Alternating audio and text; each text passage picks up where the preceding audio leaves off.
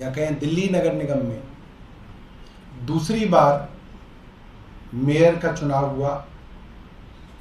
4 दिसंबर जब से चुनाव हुआ था,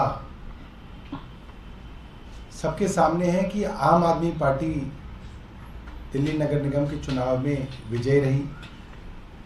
भारतीय जनता पार्टी का 15 साल का शासन खत्म हुआ, मगर 4 दिसंबर से आज तक भारतीय जनता पार्टी ये बात कहती आ रही है कि मेयर तो हम बनाएंगे। कल तक भी भारतीय जनता पार्टी कह रही थी मेजॉरिटी आम आदमी पार्टी के पास है, मगर मेयर भारतीय जनता पार्टी की बनेंगी।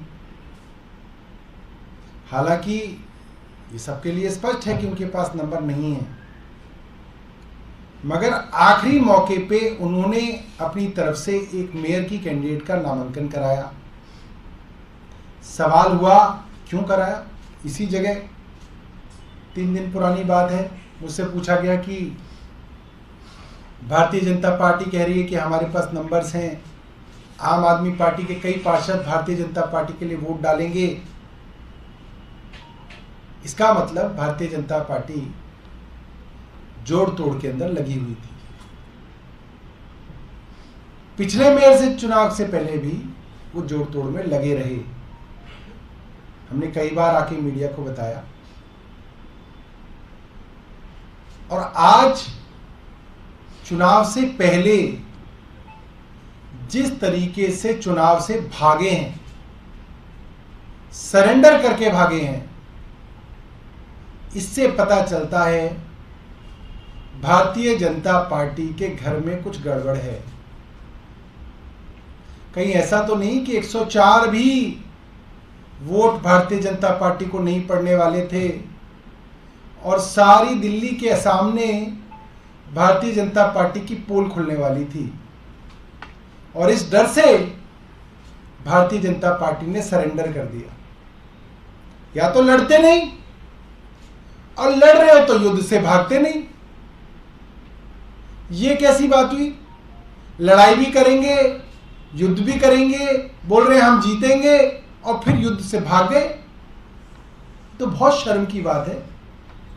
मुझे लगता है ये तो भारतीय जनता पार्टी के दिल्ली इकाई ने पूरी भारतीय जनता पार्टी राष्ट्रीय इकाई की नाक कटवा दी आज, कि वो युद्ध से भाग खड़े हुए। और दिल्ली वालों को मैं आम आदमी पार्टी की तरफ से बधाई देना चाहता हूं कि दिल्ली वालों ने जिनको वोट दिया, जिनके ऊपर विश्वास करके उन्होंने वोट दिया, जिनको जिम्मेदारी दी उन्होंने कि आम आदमी पार्टी अरविंद केजरीवाल जी के नेतृत्व में जिस तरह से दिल्ली सरकार चल रही है, उसी तरीके से अरविंद केजरीवाल जी के नेतृत्व में नगर निगम भी चले, और उसके अंदर नेतृत्व करने की जिम्मेदारी जो है वो शैली ओबरॉय जी को मेयर के रूप में, भाई आले इकबाल को डिप्टी मेयर के रूप में आज दोबारा से दिल्ली की जनता ने एक तरीके से सौंपी है। हम दिल्ली की जनता को बहुत धन्यवाद करना चाहते हैं और विश्वास दिलाना चाहते हैं कि दिल्ली की एमसीडी के अंदर जो काम शुरू हुए हैं वो अब और गति पकड़ेंगे। जैसे ही स्टैंडिंग कमेटी का गठन हो जाएगा, कई गुना स्पीड से कामों को आगे बढ़ाया जाएगा। और साथ साथ मुकेश गोयल जी को भी मैं बधाई देना चाहता हूं। एलजी साहब ने लाख चाहा, पिछली बार इनको प्रिसाइडिंग ऑफिसर नहीं बनाया, इनका हक था।